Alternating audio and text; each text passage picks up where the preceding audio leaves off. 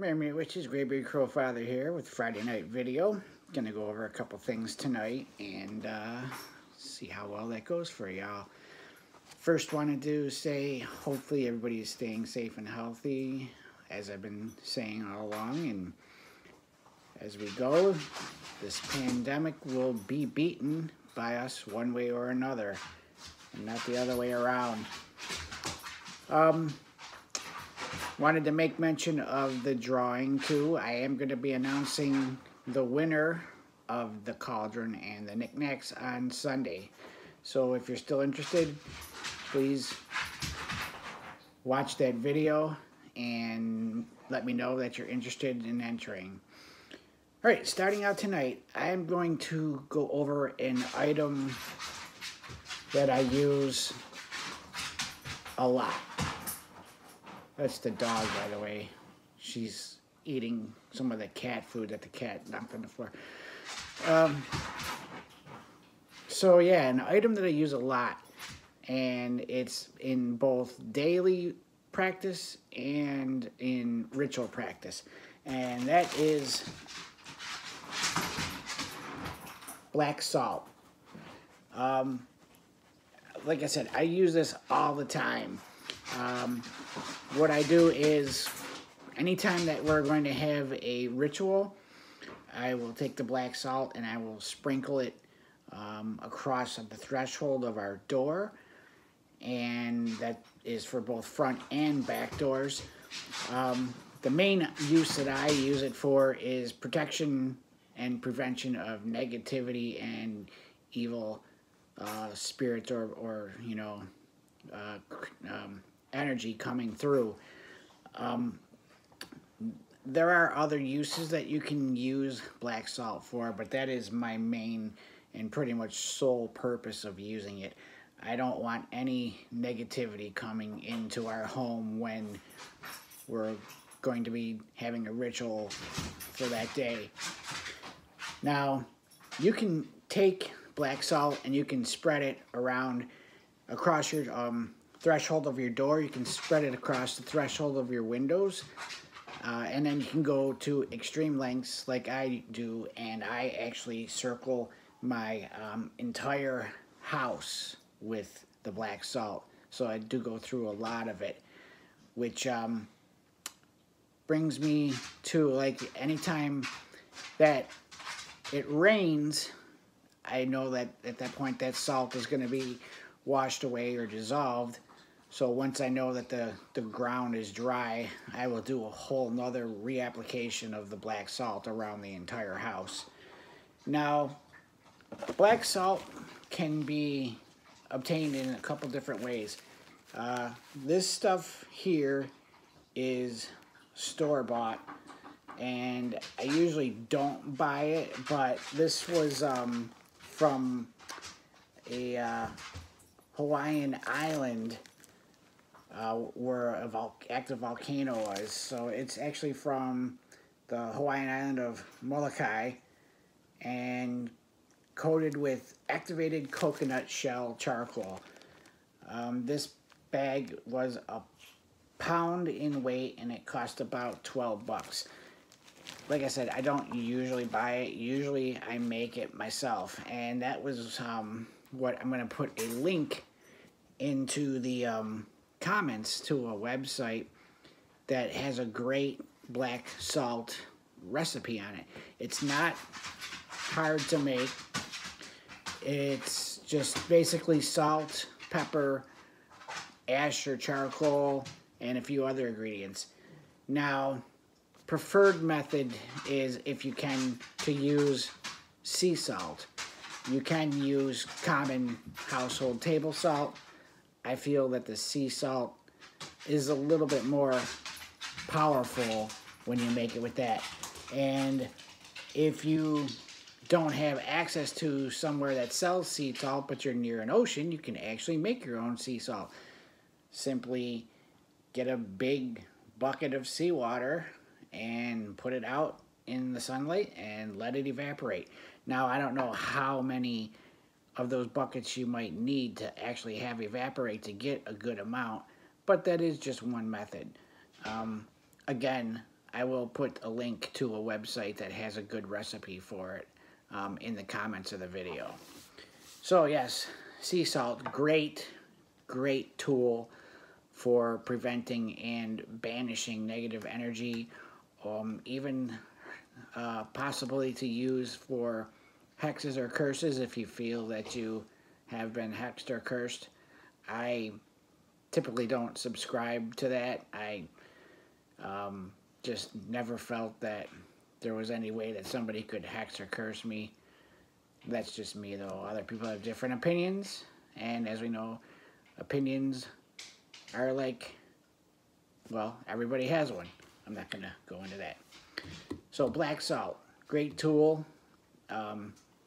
Yeah, so get some if you can. Which I would actually make that a part of my homework for you guys tonight. If you can, even if it's just a small bag, buy some. It's great to have on hand. If you can't afford it right now, see if you can make some. Even if you have to make it with common table salt. It's just a good tool to have around. And you may not use it every day, or you may use it every day. It all depends upon you. So yes, homework. Go ahead and obtain some black salt for yourself in one way or another. All right, so the next subject that I wanted to talk about tonight is, now a lot of people may have on their altars a chalice. I have a chalice on ours. However, I also have a couple things that aren't very common on people's altars, and that is horns. Now, this horn is not a drinking horn. This horn was a gift from one of our circle members, and she gave it to me and called it the hunter's horn. And obviously, because of all the animals on the horn, that would be why it's called the hunter's horn. However, just so that everybody knows, and I think I've mentioned in the past, I do hunt, but the only thing that I hunt is deer, and I hunt deer for my meat, ethically sourcing my meat. So yeah, the hunter's horn. Now, the other one that I do have, that I do use ritual-wise, is I actually do have my own personal drinking horn. And this one came with a little belt holder that I put on, and I use it on my ritual robe on my belt. And when we do cakes and ale, or if we do any type of ritual drink, I use it out of my drinking horn. This one I purchased at a pagan pride festival a couple years ago.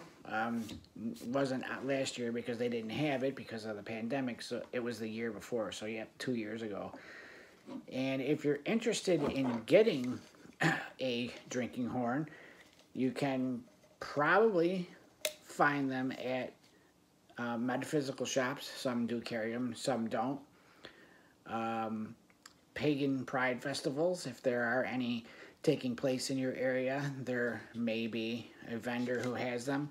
There are a few websites that sell them. I know if you just Google drinking horns, you can find them, and they generally range between, I don't know, $25 to a couple $100 depending on the size. I actually saw one, a drinking horn that was like 5 times the size of this thing. It was monstrous. I mean, we're talking like, you know, mouth about that wide. And there is a website called grimfrost.com. I'm sure you may have heard of it. They sell a lot of Norse Viking type objects. They do have drinking horns for sale on there. Sometimes they actually have them as a sale. I have personally bought a beard bead from them in the past, and you've probably seen it in a few of my older videos. Really happy with that. Their items are good quality. like I'm not trying to shill for Grim Frost, but that's a pretty reputable site to get you know, items from. So if you want to kind of go a little bit different route other than the chalice, or you want to have a chalice and a horn, drinking horn works, you know, great for ritual wise. If you do get a drinking horn though, be sure that if you're going to use it, that you do rinse it out with soap and water, a mild soap. You don't want to damage it or have any residue inside. Just a little bit of soap and water, lightly brush or scrub it with a paper towel, and then let it dry. Works great. So that's all I had for you tonight. Again, just wanted to mention about the Cauldron giveaway drawing on Sunday night. Also on Sunday night, it is a full moon. So for those of you who have made a Butzeman or Butzman from prior videos for in bulk, that would be a night that you want to give your Butzeman milk and molasses mixed together. And if they're extra thirsty, whatever you believe that they would like to have. So that's all I have for tonight. We'll see you all on Sunday, and then after that we'll see you again on Wednesday next week. Everyone have a good evening. Stay safe and stay healthy. Graybeard Crowfather signing off. Blessed be.